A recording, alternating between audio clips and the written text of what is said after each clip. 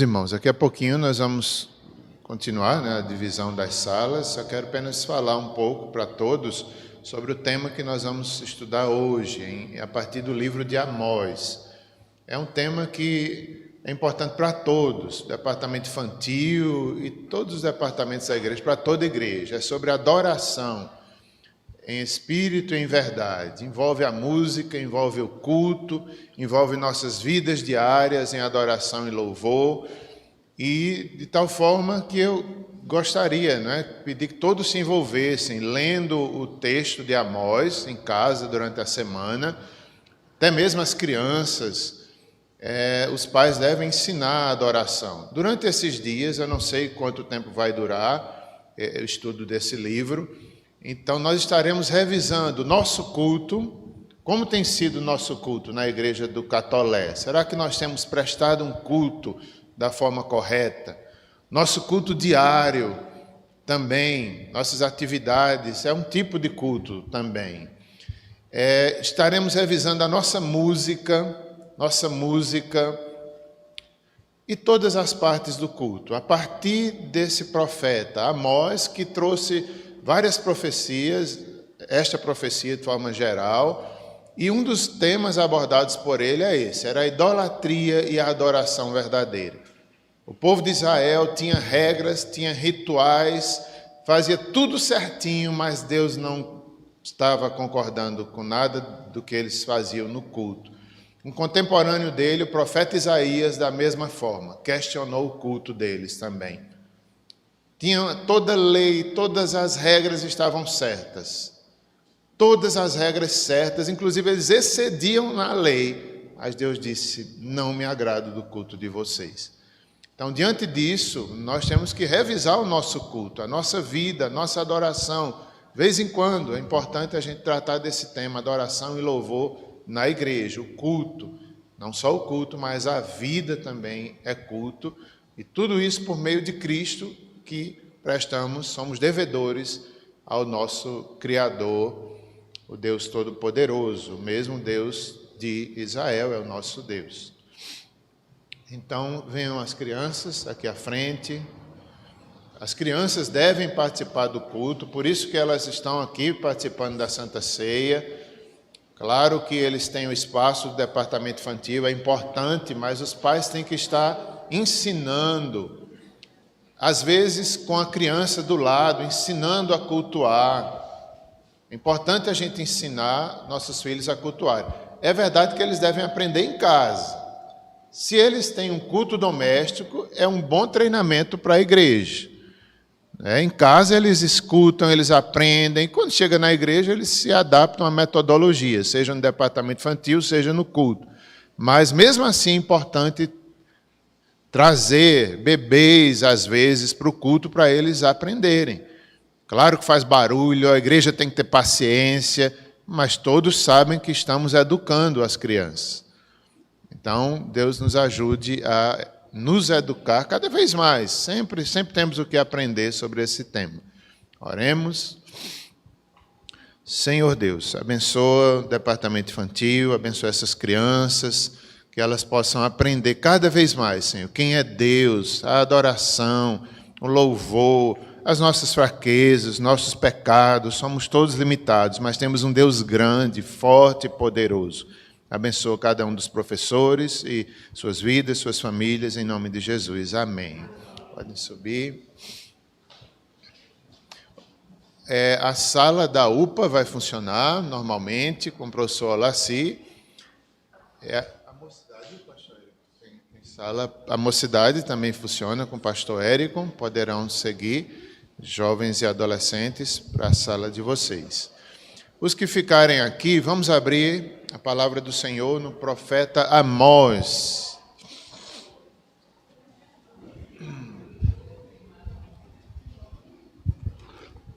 Os que estiverem em casa também devem, de forma séria, participar, acompanhar.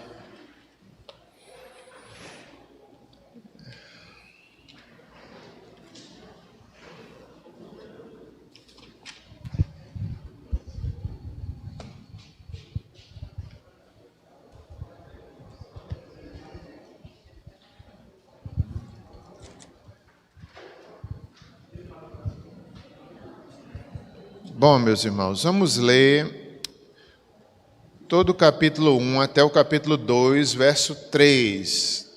Com certeza não vou dar vencimento a todo o conteúdo, é mais uma introdução, até mesmo do capítulo 1 não dá para abordar todas as questões. Tem detalhes que não dá para a gente ver hoje, em outra aula veremos, mas vou ler o texto assim mesmo para a gente começar tocando sobre esse tema de adoração, louvor. Também quero dizer que algumas questões que eu vou citar hoje eu aprendi e revisei com o professor Alberto Lima. Eu estou estudando a última disciplina do André Jump do ano, que eu estou fazendo um curso, Teologia Aplicada, estou na última disciplina do curso. Então, o tema é música e adoração. Tem sido muito edificante. Então, algumas coisas eu peguei de lá e farei a citação aqui na medida do possível, coisas breves. Então, vamos ler. Esse livro não é só sobre adoração, mas fala de adoração, por isso a gente vai aproveitar e ensinar sobre esse tema. Ele fala sobre outros temas também. É uma profecia pesada de justiça divina. O profeta Amós, até o próprio nome dele traz esse peso, é a justiça, é Deus. Chegou o tempo que Deus suportou, mas agora Deus fala, repreende, corrige, exige ali, por ser criador, uma resposta do seu povo. Uma resposta do seu povo. Então, vamos aprendendo aos poucos, a partir de hoje, quanto Deus permitir. Vamos ler ameaças contra diversas nações. Antes de ler, é importante a gente ver que Deus vai começar repreendendo nações vizinhas de Israel, de Judá também. Nessa época, Judá e Israel já havia divisão dos dois reinos, mas havia união ainda entre o povo de Deus. Judá, mas com a tribo de Benjamim, onde era Jerusalém, e as outras 10 tribos separadamente no reino do norte. Eles tinham lá o centro de adoração, Samaria, a capital. Então, mesmo assim, havia união nesse tempo deles ainda. Até que depois, essas 10 tribos entraram numa grande idolatria e foram repreendidas, não quiseram conserto e elas acabam se dispersando totalmente. Totalmente. Algum remanescente das 10 tribos se juntaram a Judá. E Deus não desistiu do seu povo, continuou a promessa, o plano de redenção, as promessas feitas a Davi, as promessas de Cristo continuaram. Mas aquelas 10 tribos, por causa da idolatria e dos pecados, elas foram dispersas e nunca mais voltaram. Alguns deles se juntaram a Judá. Então, é uma grande repreensão, mas Deus não desistiu do seu povo. E mesmo nesse contexto, há um chamado de Deus ao arrependimento. Nós vamos ver um versículo que vai dizer isso. O objetivo de Deus não era destruir o seu povo, mas era chamá-los de volta à verdadeira adoração. Ameaças contra diversas nações. Começa assim a profecia. Palavras que, em visão, vieram a Amós, que era entre os pastores de Tecoa, a respeito de Israel, nos dias de Uzias, rei de Judá, e nos dias de Jeroboão, filho de Joás, rei de Israel, 2 anos antes do terremoto. Ele disse: o Senhor rugirá de Sião e de Jerusalém, fará ouvir a sua voz, os prados dos pastores estarão de luto, e secar-se-á o cimo do Carmelo. Assim diz o Senhor: por 3 transgressões de Damasco e por 4 não sustarei o castigo, porque trilharam a Gileade com os trilhos de ferro. Por isso meterei fogo à casa de Hazael, fogo que consumirá os castelos de Ben-Hadad. Quebrarei o ferrolho de Damasco e eliminarei o morador de Biqueaste-Aven, e ao que tem o cetro de Bet-Eden e o povo da Síria será levado em cativeiro a Cuir, diz o Senhor. Assim diz o Senhor, por 3 transgressões de Gaza e por 4 não sustarei o castigo, porque levaram em cativeiro todo o povo para o entregarem a Edom. Por isso meterei fogo aos muros de Gaza, fogo que consumirá os seus castelos. Eliminarei o morador de Asdod e o que tem o cetro de Asquelon, e volverei a mão contra Ecrom, e o resto dos filisteus perecerá, diz o Senhor. Assim diz o Senhor, por 3 transgressões de Tiro, e por 4 não sustarei o castigo, porque entregaram todos os cativos a Edom, e não se lembraram da aliança de irmãos. Por isso meterei fogo aos muros de Tiro, fogo que consumirá os seus castelos. Assim diz o Senhor, por 3 transgressões de Edom, e por 4 não sustarei o castigo, porque perseguiu o seu irmão à espada e baniu toda a misericórdia, e a sua ira não cessou de despedaçar, e reteve a sua indignação para sempre. Por isso meterei fogo a Temã, fogo que consumirá os castelos de Bosra, uma coisa assim. Assim diz o Senhor, por 3 transgressões dos filhos de Amon, e por 4 não sustarei o castigo, porque rasgaram o ventre as grávidas de Gileade, para dilatarem os seus próprios limites. Por isso meterei fogo aos muros de Rabá, fogo que consumirá os seus castelos, com alarido no dia da batalha, com turbilhão no dia da tempestade. O seu rei irá para o cativeiro, ele e os príncipes juntamente, diz o Senhor. Assim diz o Senhor, por 3 transgressões de Moabe, e por 4 não sustarei o castigo, porque queimou os ossos do rei de Edom, até os reduzir a cal. Por isso meterei fogo a Moabe, fogo que os consumirá os castelos de Queriote. Moabe morrerá entre o grande estrondo, alarido e som de trombeta. Eliminarei o juiz do meio dele, e a todos os seus príncipes com ele matarei, diz o Senhor. Então, meus irmãos, são profecias, cada uma dessas profecias tem os detalhes que depois eu pretendo citar um pouco deles, não hoje. Mas essas nações, de certa forma, eram vizinhas de Israel e elas oprimiram grandemente a Israel. Elas oprimiram, elas passaram do limite, chega ao ponto uma delas que feriram as grávidas, partiram as grávidas, era um absurdo. Havia um motivo, isso, e Deus suportou, e Deus repreendeu, mas chegou esse ponto que Deus fez justiça. Em outras palavras, qual é a lição? É que Deus defende o seu povo. Eles estavam perseguindo o povo de Deus, e aqui Deus se levanta para defender. Isso é muito consolador. Deus que defende o seu povo. Seja num país, não é, como a gente sempre ora, Eritreia, quanta perseguição, mas Deus, o Espírito, é quem sustenta a igreja. Em todas as épocas. Veja o governo, a soberania de Deus nas nações. Sempre foi e será sempre assim. Então, há grandes lições aqui em Amós. Como é forte, não é?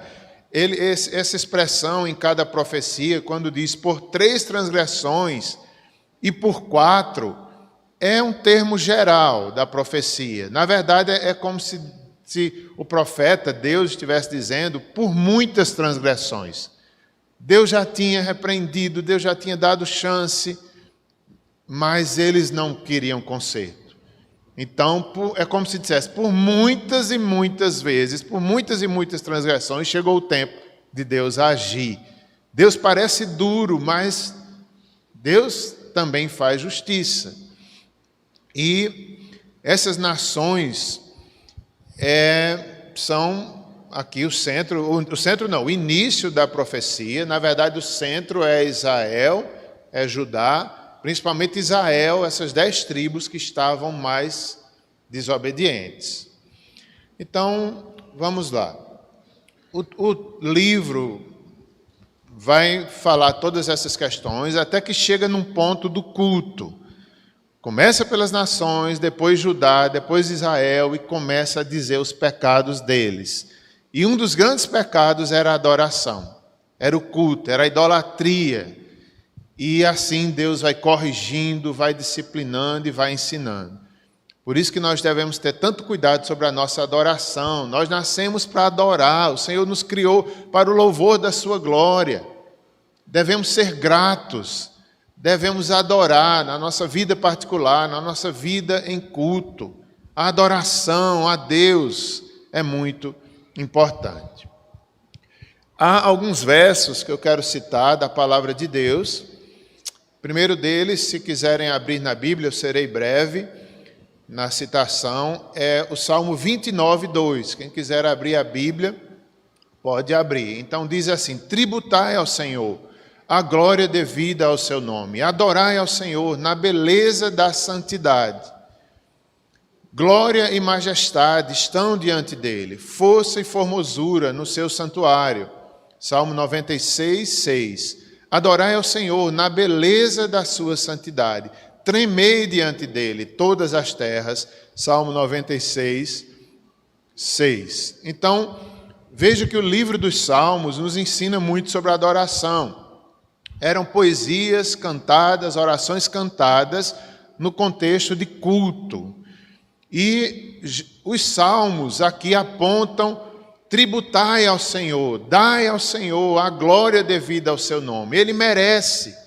É a Ele a glória, a adoração. Ele merece, Ele é digno, Ele é criador, Ele é santo.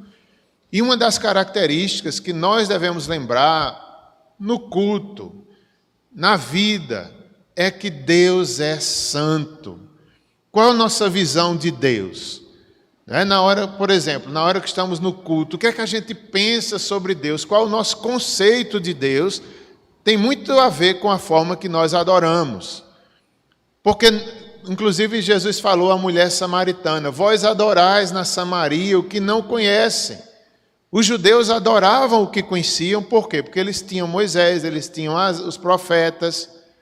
Então, isso é tão importante, meus irmãos, conhecer a Deus, o seu caráter, a sua glória, a sua beleza, a sua santidade, na beleza da sua santidade. Qual a visão que nós temos de Deus? Isso define muito do nosso culto, define muito de cada um de nós. Qual a visão? Será que na hora do culto a gente está vislumbrado, cheio de alegria, pensando na glória, no Criador? Ele é digno, seu nome é excelso, Ele é poderoso, Ele nem se compara a nenhum homem. Ele é o Senhor da igreja. Isso deveria envolver-nos todos os dias da nossa vida e também durante o culto. Dai ao Senhor a glória. Por quê? Porque Ele é belo. Essa palavra belo é bem interessante. É uma doutrina que também as Escrituras trazem, né? A beleza de Deus está em toda a terra. A glória de Deus é muito parecida, é um termo que se parece com glória. Eu não sei vocês, mas é um termo difícil de entender. Tanto a beleza, no sentido bíblico, quanto essa palavra glória. Eu acho um pouco difícil de entender. O que é a glória de Deus? Às vezes se perde, né, nos conceitos, mas tem a ver com o seu caráter, a sua justiça, a sua verdade, a sua grandeza, o seu poder. Isso é a glória de Deus. E quando nós damos glória a Deus, nós estamos reconhecendo, de fato, Deus é belo. Deus, o caráter de Deus é santo, e eu amo, e eu adoro, eu reconheço, eu dou glória a Ele, Ele é de fato belo. Ele é de fato grande. Como eu já disse, essa palavra glória, às vezes, principalmente talvez em nossa geração, virou muito comum. Glória a Deus, às vezes a gente diz sem nem pensar o que está dizendo. Mas se a gente pensasse, glória a Deus, eu reconheço tua beleza, eu reconheço o teu caráter, tu és grande, tu és verdadeiro e eu me submeto, sou apenas criatura. Quando a gente olha para a grandeza de Deus, a gente vê nosso tamanho. Não passamos de grãos de areia. E Deus nos ama, e Deus nos criou. Isso deve gerar em nós louvor, adoração. Como Paulo fala aos Efésios, Deus nos criou antes da fundação do mundo para o louvor da sua glória. Cristo veio nos salvar para o louvor da sua glória. O Espírito Santo age em nós para o louvor da sua glória. Então nós devemos entender essa palavra, beleza, a beleza de Deus e a glória de Deus deve estar no coração de cada adorador. Nós vimos a igreja motivados por isso. Estamos juntos num ajuntamento solene para adorar o grande Deus, ao qual nós somos devedores e amamos. Ele é a razão do culto, Ele é a razão da vida, Ele é a profundidade das riquezas, como disse Paulo aos Romanos, do conhecimento, dos mistérios de Deus. Há coisas que nós não entendemos de Deus, porque os pensamentos dele não é como os nossos, são superiores. Quem somos nós? Devemos corar de vergonha diante do Senhor, devemos temer e tremer diante dele, como diz aqui o Salmo. Se nós tivéssemos essa consciência no culto e na vida, tremer, ele é diferente de nós, apesar de nós sermos imagem e semelhança dele. Deveríamos temer e tremer, o culto é para ele.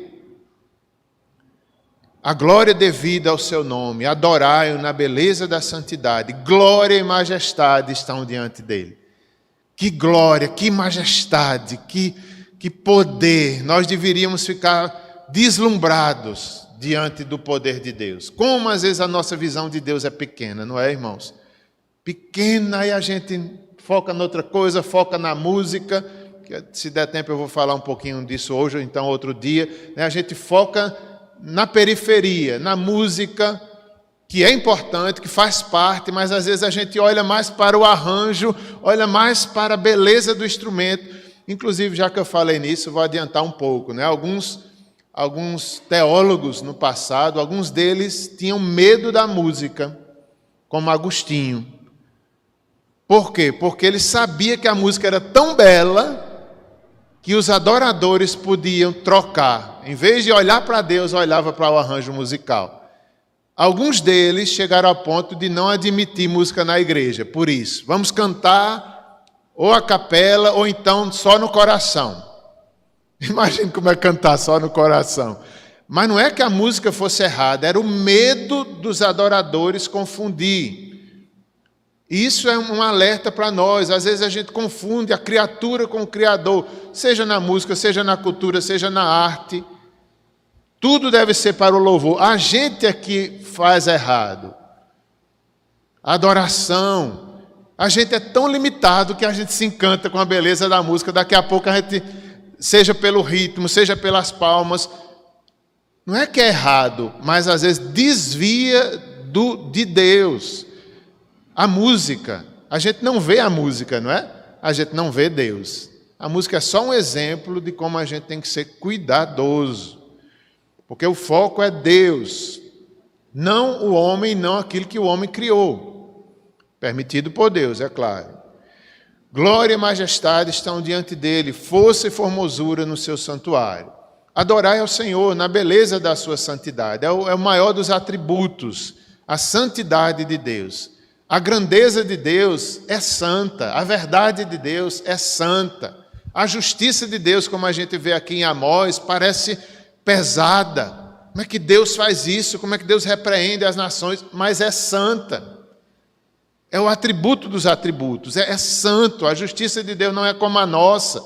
Às vezes a gente se escandaliza porque a gente pensa que Deus é como nós. A grandeza dele é santa, a justiça, a verdade dele é santa. Então, na beleza da sua santidade, tremei diante dele todas as terras. Essa parte que eu citarei agora foi do professor Alberto Lima, como já disse, na disciplina Música e Adoração. Sobre esse termo beleza, ele diz assim: o termo beleza, entre os judeus, pode ser traduzido para nós como esplendor, espetáculo, radiância, semelhante à glória. Veja como é bonito esse termo, essa compreensão, né? Semelhante à palavra glória, é o esplendor de Deus, a beleza, o espetáculo. Deus é um espetáculo glorioso. a radiância, de tal forma que nós podemos lembrar de Paulo ali na estrada de Damasco, quando vê Jesus fica cego diante da luz. Moisés, quando viu um pouco da bondade de Deus, quase não aguenta. Moisés queria ver a Deus e Deus não permitiu. Um pouco de Deus passou assim, né? Deus revelou para ele, ele quase não aguenta. Isaías teve a visão de Deus, ele também, vou morrer. Como o esplendor de Deus, a glória de Deus. Nós não podemos esquecer disso. Ele é glorioso, ele é belo, ele é grande. Os profetas temiam e tremiam diante dele. Por isso que cada culto a gente deveria ter essa reverência, esse louvor, essa alegria, esse Deus. Nem Moisés aguentou, Isaías não aguentou. Daniel também. Daniel, não é? Nas visões que tinha à noite, olha, ser profeta não era fácil, não. Eles eram invadidos pela glória, pelo sofrimento, por causa do esplendor de Deus, eles sofriam. Da mesma forma nós, por causa da glória de Deus, às vezes a gente sofre. Quanto mais a gente conhece de Deus, mais é uma bênção, mais a gente sofre nesse mundo, porque a gente compara, o mundo jaz no maligno, e Deus e a glória de Deus, a gente sofre com o contraste. Um Deus tão santo, um Deus tão grande e um mundo tão mau, aí a gente sofre. Né? Até Jeremias chega ao ponto de dizer, para que eu nasci? Eu queria morrer quando ele viu a glória de Deus, quando ele teve o chamado de Deus, as lutas do ministério, da vida, para que eu nasci? Igual a Jó. Quem sou eu? Quem é o homem? Só nasci para sofrer. O profeta Jeremias dizendo isso. Por quê? Porque ele viu a glória, ele viu a beleza. Aí depois ele olhava para o povo de Deus, como estamos longe. Aí gerava aquele sofrimento nos profetas. A força, a beleza, o esplendor, a radiância de Deus, nós devemos conhecer e lembrar para que melhoremos nossa adoração. Esse é um conceito, seguindo aqui a citação do professor, esse é um conceito que fica entre a transcendência divina, aquilo que ultrapassa, e suas manifestações visíveis entre os homens. Não é? Ou seja, há um lado de Deus transcendente que ultrapassa o nosso conhecimento, a nossa mente. Deus é transcendente, meus irmãos, Ele é em espírito. Às vezes a gente quer compará-lo como homem. A gente pensa em Deus, qual é a visão que a gente tem de Deus? É um velhinho de cabelo branco dominando o mundo? É um velhinho? Não, Deus é transcendente, Ele é muito além do que a gente possa imaginar ou conhecer.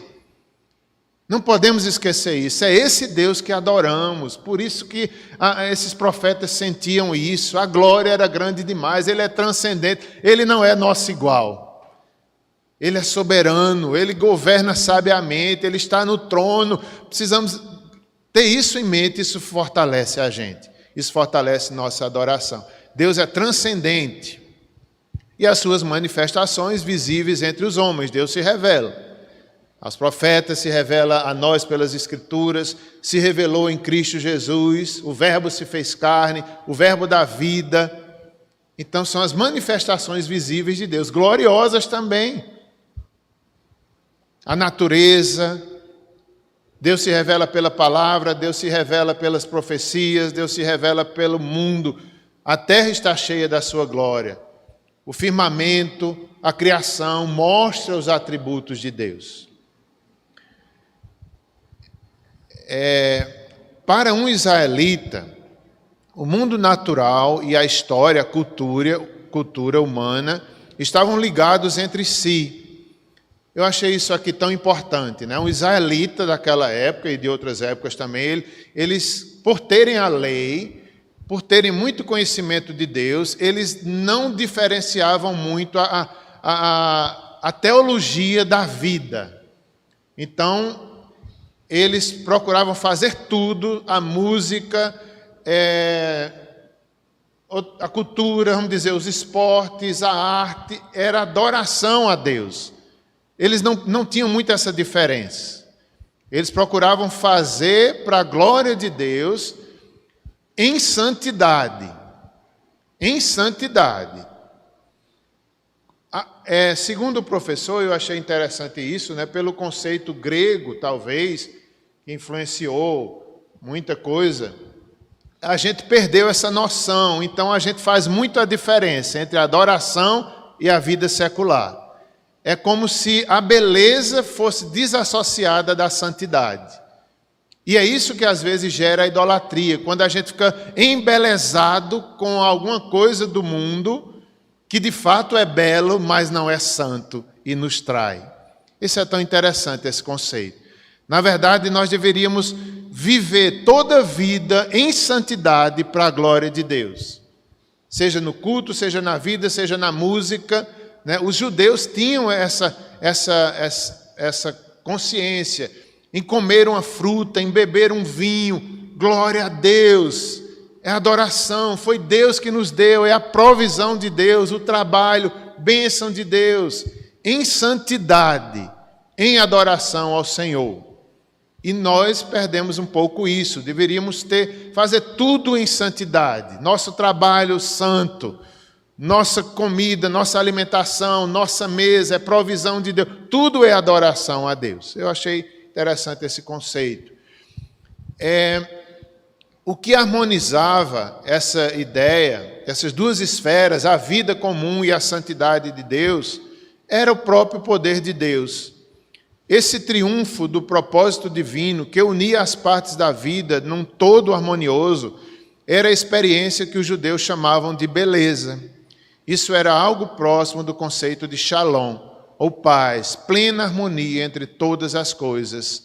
Esse conceito de shalom e de beleza, né, tem a ver com adoração. Shalom, a harmonia, a submissão a Deus, o viver para a glória de Deus, o ter paz no pouco ou no muito, agradecido pelo que Deus dá. Isso é adoração, isso é viver para a glória de Deus num todo harmonioso, que inclui o nosso culto.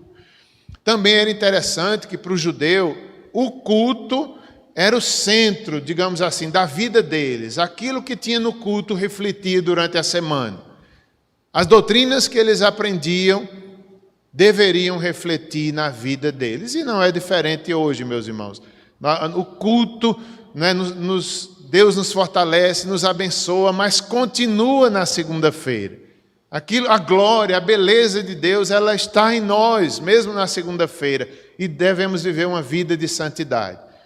Interessante que é a santidade de Deus que nos chama à santidade.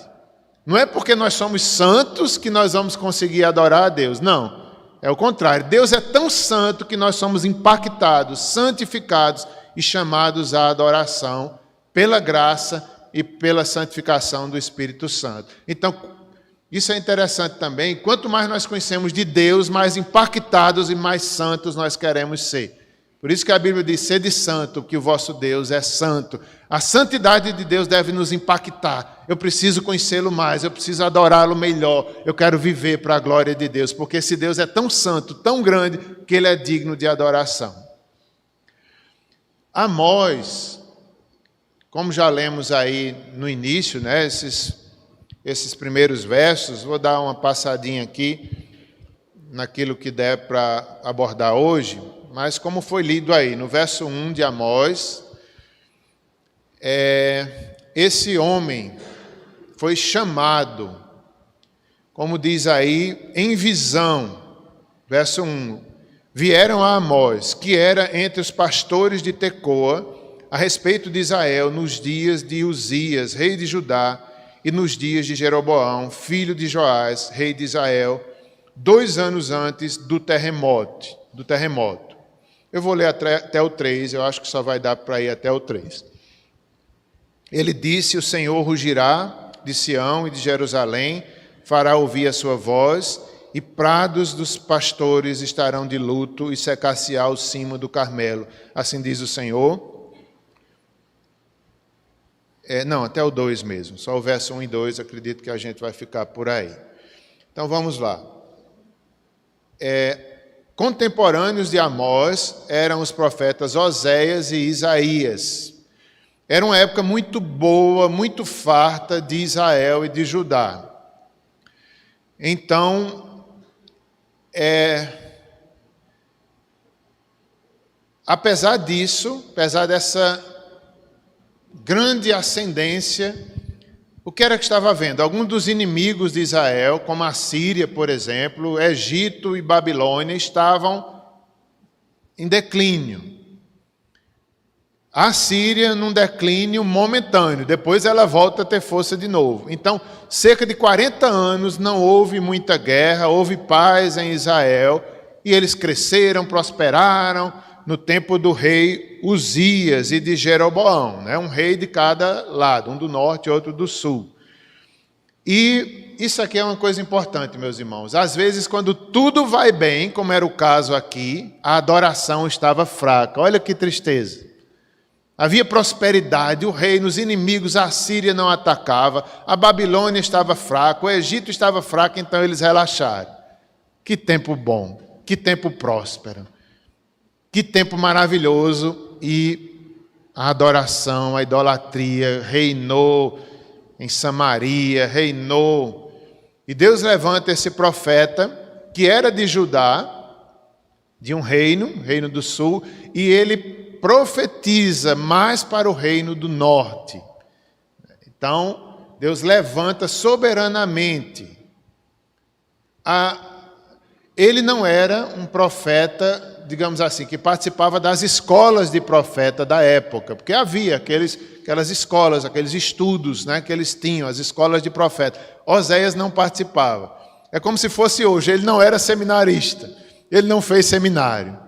Mas Deus soberanamente o chama e o capacita e lhe dá uma visão. Acredita-se que ele era do interior, uma cidade lá próximo de Judá, certamente. E apesar dele ser do interior, ele é aquela pessoa capacitada por Deus que tem uma visão internacional da época. Eu achei isso tão bonito. Ele tem vários ofícios. Ele é boieiro, ele é pastor de ovelhas, ele tira sicômoros, um fruto que ele sabia partir da forma correta, talvez vender. Então ele era esse homem. Alguns acham que ele era muito rico, justamente por essas profissões que ele tinha.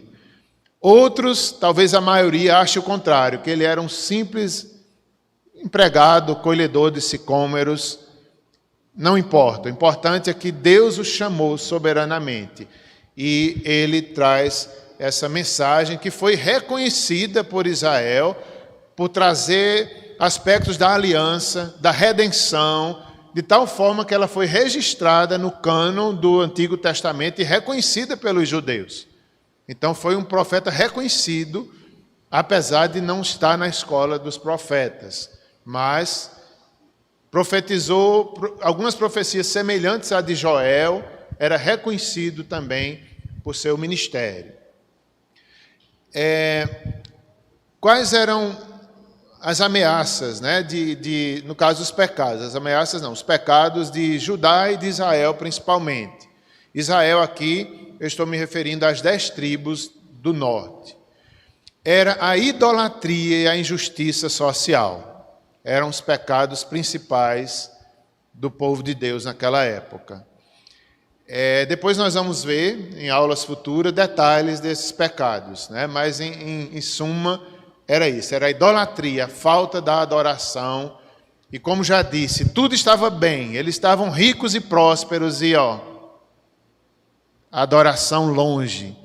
Será que isso acontece com a gente? Às vezes, quando a gente está mais próspero, às vezes a gente esquece de adorar o nosso Deus. Pode acontecer, pode acontecer.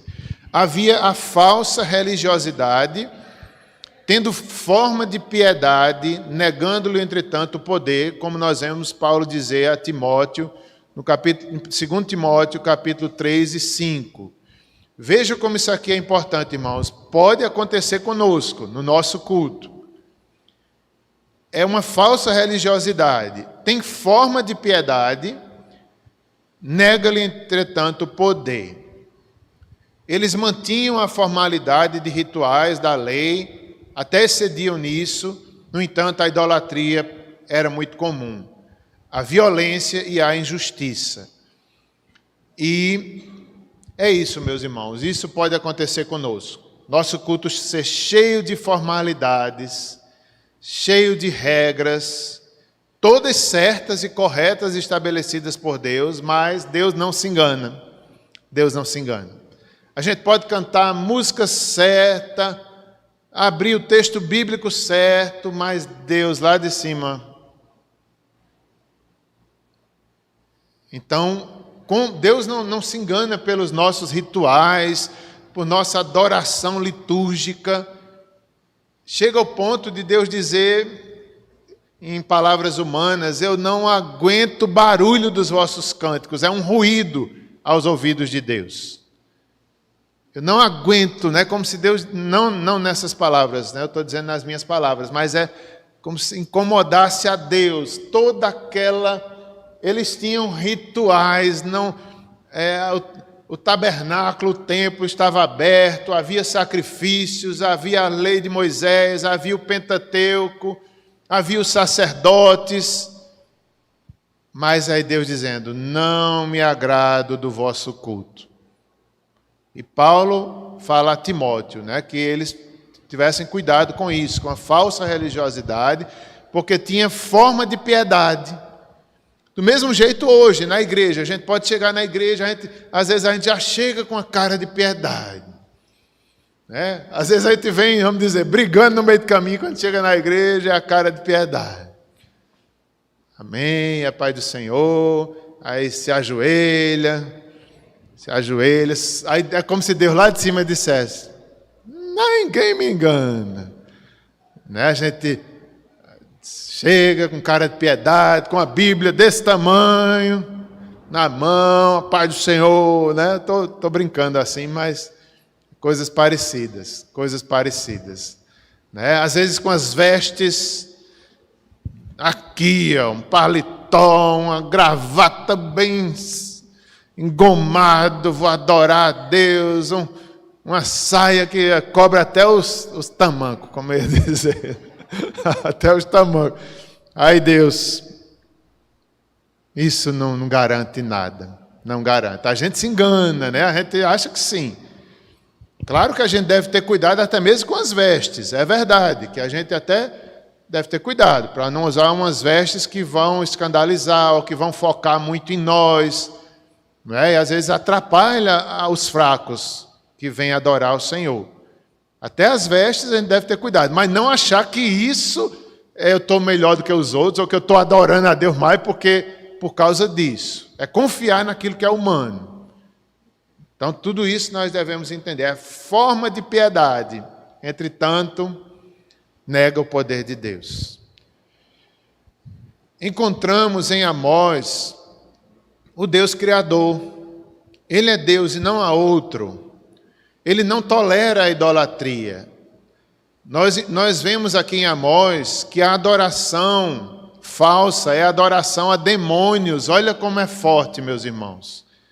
Olha como é forte isso. A adoração, quando não é verdadeira, a idolatria.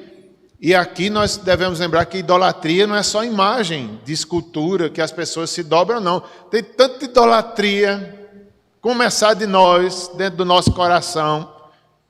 Começar dentro do nosso coração, é uma fábrica de ídolos que a gente tem que tirar todos os dias.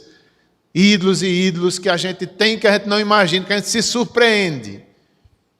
Eu não sei se você já se surpreendeu com um ídolo do seu coração. Eu já. Quantas vezes eu disse, né, em algumas conversas com irmãos, eu disse, não, isso aí eu não tenho não. Aí daqui a pouco, eu tinha. Estava escondido, eu não sabia que eu tinha inveja, por exemplo, né? Não, eu não estava com inveja, não. Aí depois eu vou pensando. Quando eu vejo, pois não era uma inveja, eu digo, meu Deus do céu, eu não sabia que ainda tinha isso dentro do meu coração. Que idolatria tão grande, que custa sair. Então, é isso, né? A idolatria é abordada aqui, contrastando com a verdadeira adoração. Se alguém puder abrir em 1 Coríntios 10, 20, só para fazer uma leitura, para a gente confirmar isso aí. 1 Coríntios 10, 20. O Senhor, o soberano, é capaz de levantar uma nação contra outra em julgamento. Deus é amor, deseja a vida do seu povo, e em Amós ele diz: buscai-me e viverei. Antes disso, alguém pode ler 1 Coríntios, 1 Coríntios 10, 20.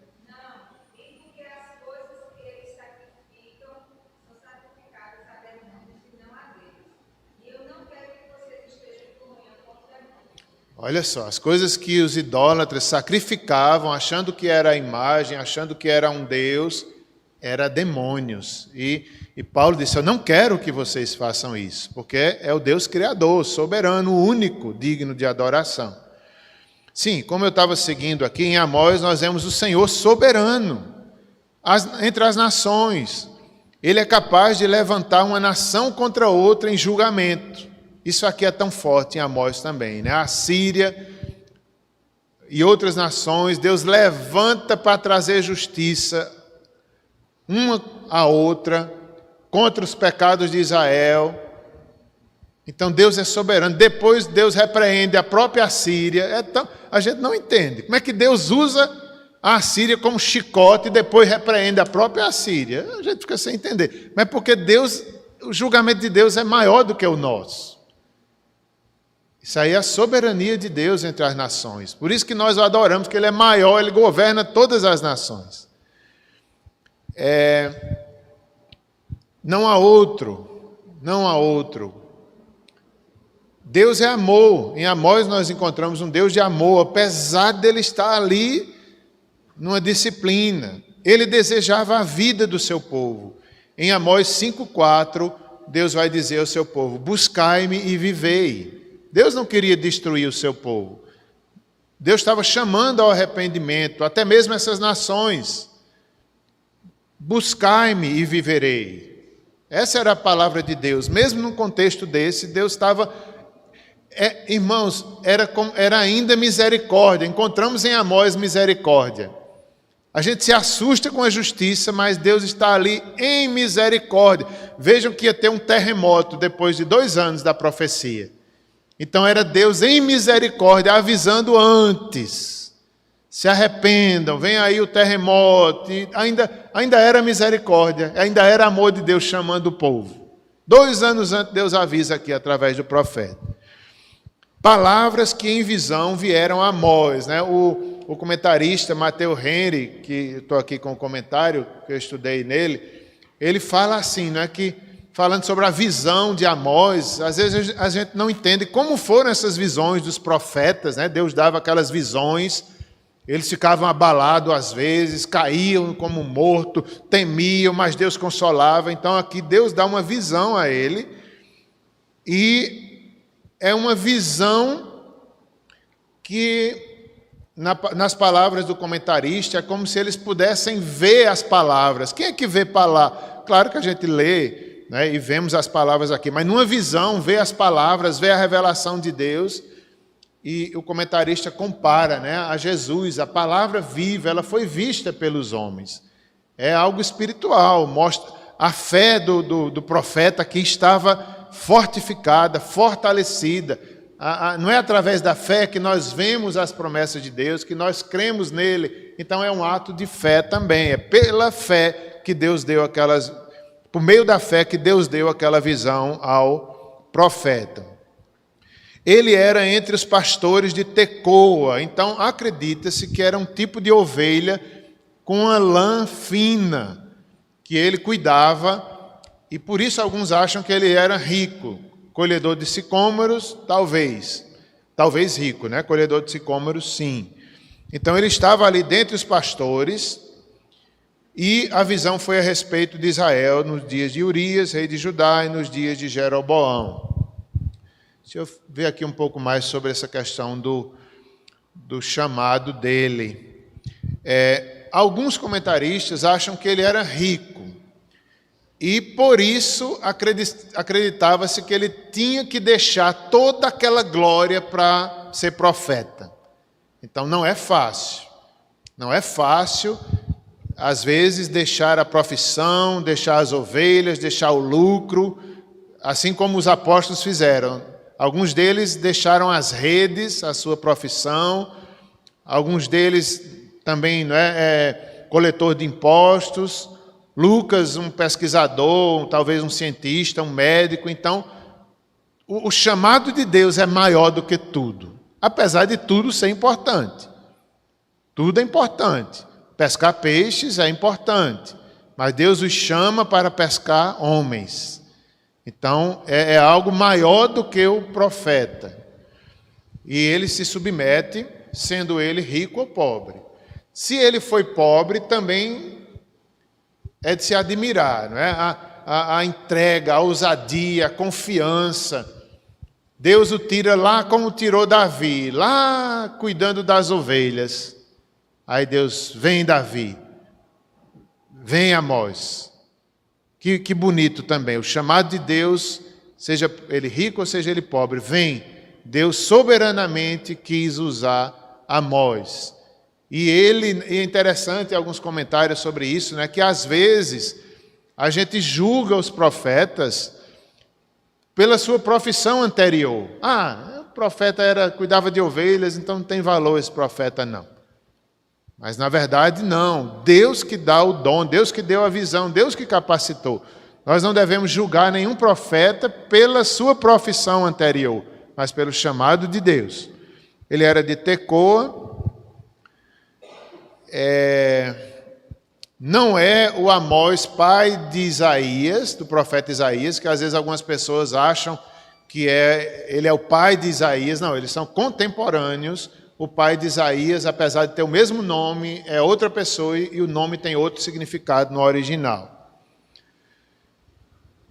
2 anos antes do terremoto, meu Deus, que terremoto, hein? Avisado aqui na misericórdia de Deus. O terremoto é visto como ira de Deus, como disciplina de Deus ao seu povo. E o verso 2, e disse o Senhor, né? O Senhor nosso Deus, soberano, o grande eu sou. Ele é o mesmo sempre, eu sou, serei sempre o mesmo. O grande eu sou ali que repreendeu o Egito, tirou o seu povo do Egito. É o mesmo Deus aqui de Amós, o grande eu sou, Yahvé. Então, disse o Senhor, rugirá de Sião e de Jerusalém para ouvir a sua voz. Veja para um profeta que cuidava de ovelhas, como era o caso aqui de Amós, ele entendia bem isso. Naquela época havia leões,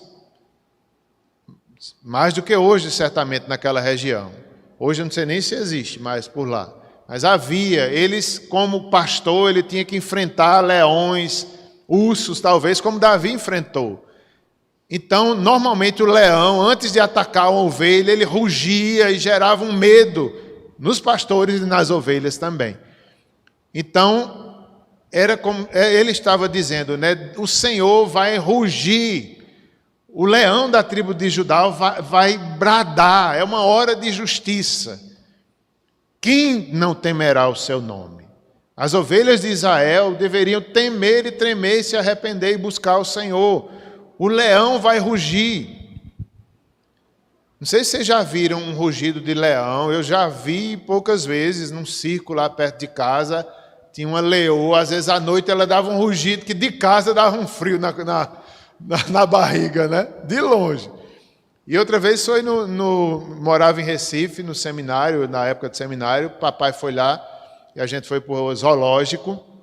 E no final de tarde o leão ficou bravo assim. Não sei se vocês já foram lá no zoológico de Recife, não é numa jaula que o leão fica, ele fica a céu aberto, mas há uma grande proteção que ele não consegue pular. Só que você tem medo, você acha que ele vai pular, e o leão ficou bravo, rugindo, e a gente perto. Que coisa, todo zoológico escuta o rugido do leão. Aí papai, como é engraçado, sabe o que ele disse? Ele disse, corra com os meninos que eu me agarro aqui com o leão. Corra com os meninos que eu disse, meu Deus, como meu pai me ama, como o pai ama os netos, viu? Foi um dia inesquecível, ele dá a vida pelos netos e por a gente. Corra que eu me agarro com esse leão. Eu digo, misericórdia, né? Só papai mesmo, só papai. Às vezes ele está em casa assistindo, né? A mamãe fica escutando e ele passa lá. Se tiver, obrigado pelo amor aí que nos tem.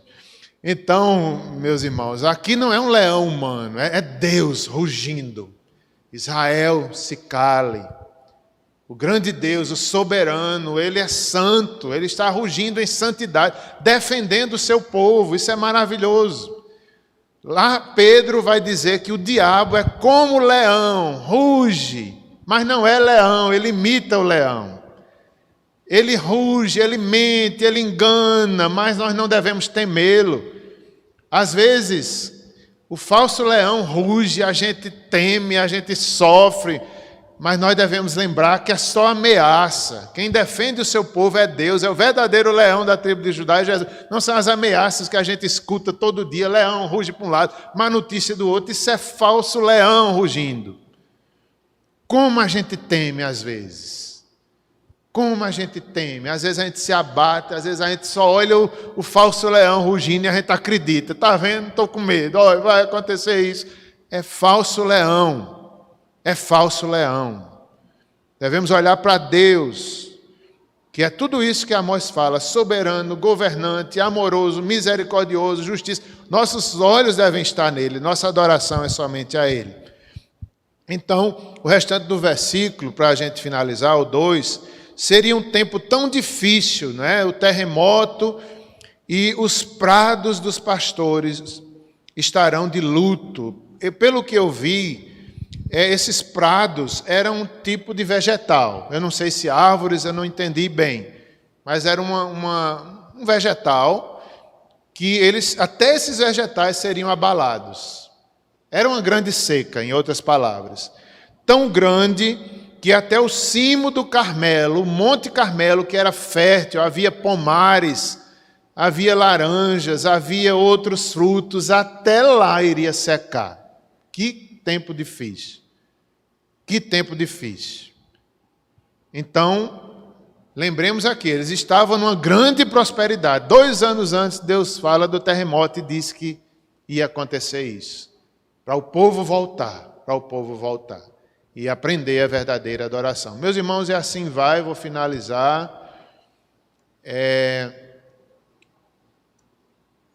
Sim, só vou ler essa última frase que coloquei. Os pecados de Israel, era um povo desobediente. Em época de fartura, Deus soberanamente levanta o profeta Amós. O reino do norte havia enriquecido e havia falsa sensação de segurança. Encorajado pelo enfraquecimento do Egito, Babilônia e Assíria. Houve um declínio temporário da Assíria, cerca de 440 anos, e paz com os assírios. Mas nós vamos ver depois que a Assíria depois se levanta e Deus usa ali para corrigir o seu povo. Então, meus irmãos, vamos finalizar por aqui. A hora já está... As crianças vão já terminar. Vamos fazer uma oração e estejamos pensando nisso, né? Qual o nosso conhecimento de Deus? Como é nossa adoração? Ele é maior do que tudo. Ele é o leão da tribo de Judá. Os falsos leões rugem, mas nossa segurança está no Senhor. Vamos orar pedindo que Deus nos ajude. Somos apenas homens, Nosso Deus é grande, é santo, e Ele não desiste de nós. Ele quer nos aperfeiçoar e nos fortalecer.